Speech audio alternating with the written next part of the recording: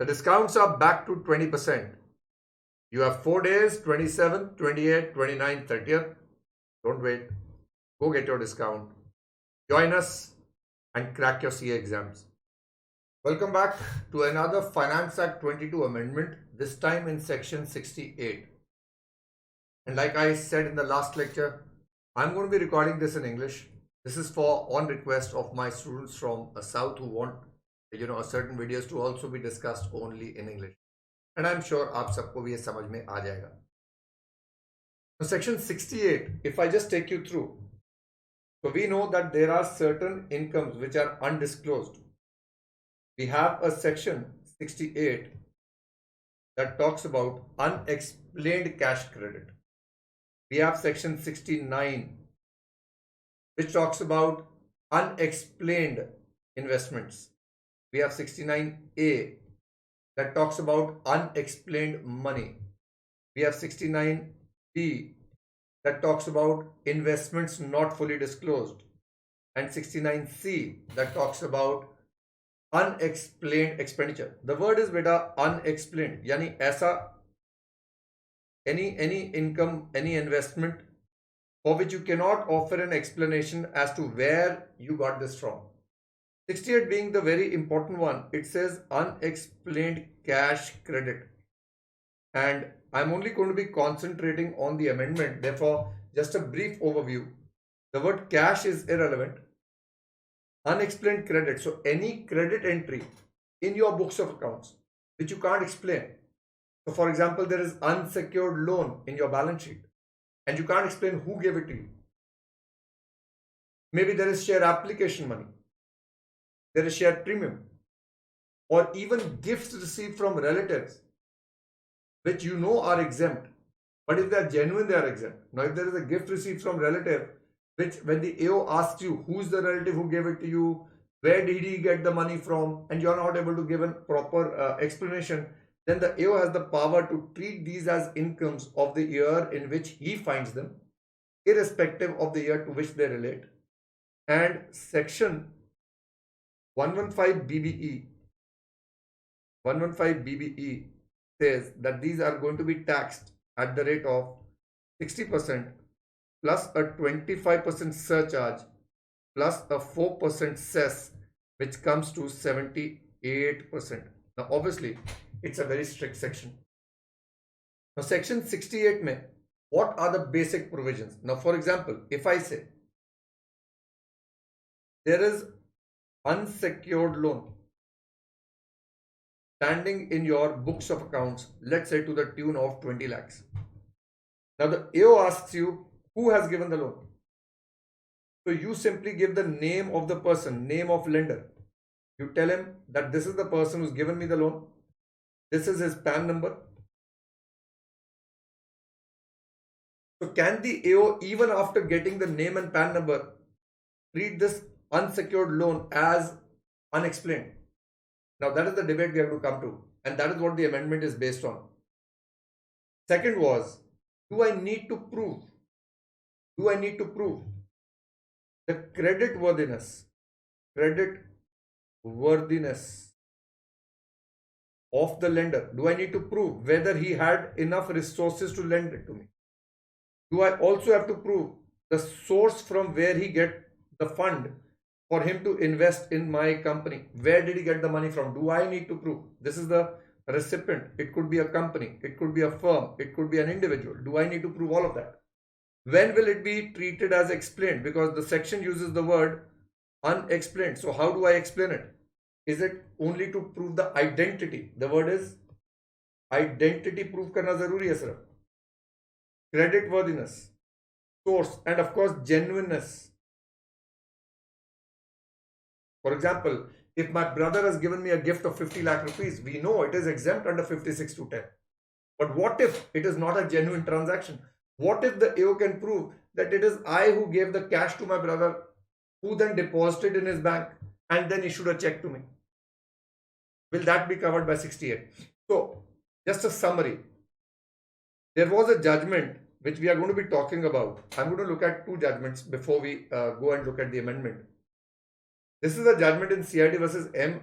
Venkateshwara Rao This is a High Court judgment 2015. It says, can capital contribution of the individual partners credited to their accounts in the books of the firm be treated as cash credit in the hands of the firm where the partners have admitted their capital contribution but failed to explain satisfactorily the source of receipt in their individual hands?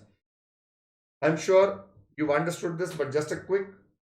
So we have a partnership firm in this question, and the firm has certain partners, let's say XYZ, and there is some capital that they have contributed.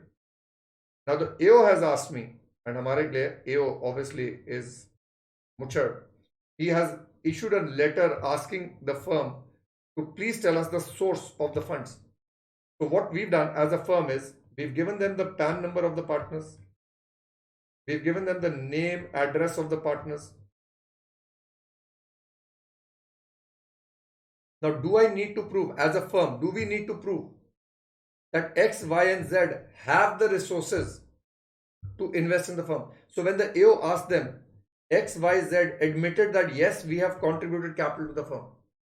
But when the AO asked them, where did you get this money from? X, Y, and Z were not able to explain where they got the money from. So for maybe X might have said, listen, I sold jewelry. So X says, I sold jewelry and I sold jewelry for 40 lakh and I have invested that money in the firm. So the AO asked him to show him the sale bill. Now X shows him the sale bill, but who bought the jewelry, the buyer, is not clear. It's not clear who bought it. So maybe the AO feels, yeah, he's shown it as sale of jewelry, but this is basically to generate money through a fictitious sale or a fake sale and show it as capital contribution. Now AO क्या करता है? AO says the firm will now be required to pay tax under section 68. Please understand, section 68 taxes it at 78%. If this goes as income of X, there will be tax on X, but maybe it might not come under 68. So if AO needs to proceed against X under section 68, he will have to reopen the proceedings. The entire procedure will change. At the moment, the proceedings of the firm have been opened, so he wants to tax it in the hands of the firm only. So what happens? The judgment says, where the firm explains that the partners have contributed capital, section 68 cannot be pressed into service. At most, an inquiry can be made against the individual partners and not the firm when the partners have also admitted their capital contribution to the firm. So he says you cannot add this under 68 in the hands of the firm. It can't be treated as unexplained cash credit. You please proceed against the against X, Y, and Z. Okay.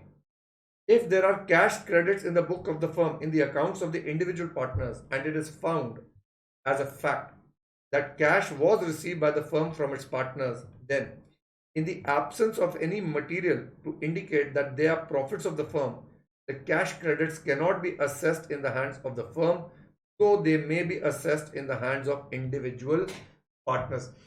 Now don't go into the debate as to, sir, what difference will it make if it is in the hands of the firm or it is in the hands of the partners. Lot of sections which we do in the curriculum will be affected. So for example, there is a section 269 ST which is only applicable to the recipient if you've received in excess of 2 lakhs in cash. Loan repayment is covered by 269T.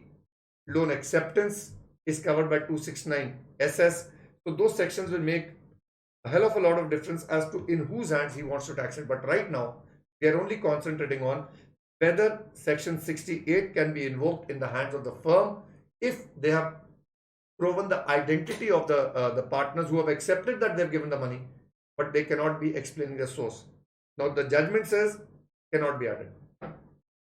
Now there was a similar case. There was a similar case in CIT versus Lovely Exports. Now what the company had done, that the company has received a lot of share application money. Share application money. So they had a lot of people who maybe had invested 2.5 lakhs each as share application in the hands of the company. Now the company says that we are giving you the name of the applicant. We are giving you that PAN number.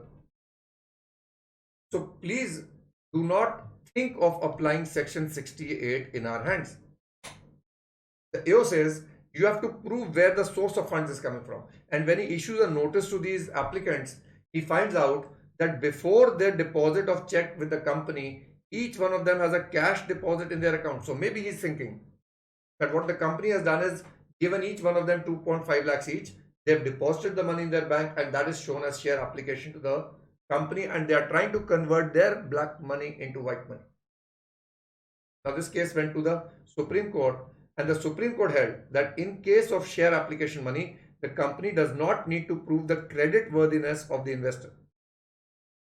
So the onus of proof that the money invested in the company by way of share application money will lie with the company. This was after an amendment was made overriding this judgment of 2012, and this amendment made was as a proviso, provided that where the assessee is a company.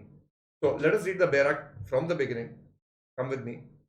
So where any sum of money is found credited in the books of accounts. If you notice, the word cash credit is only used in the heading. It is not used in the section.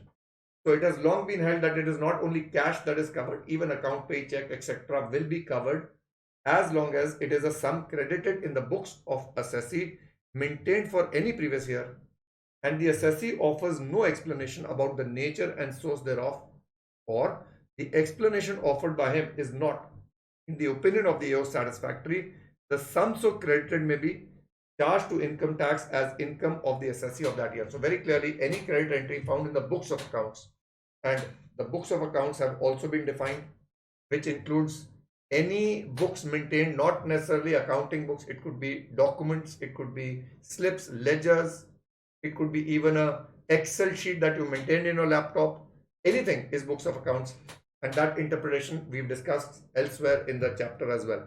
So he says it will be treated as income of the year in which it is found, provided that. Now this is a proviso that was added after the judgment of CIT versus Lovely Exports, where assessees a company not being a company in which public are substantially interested.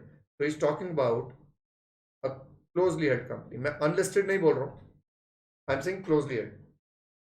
So a private limited company is covered, and a public limited company which has not offered the shares for the public will also be covered. So not being a company in which public is substantially interested. Listed companies are not covered because they are, as it is, so regulated, so difficult to manipulate these things there.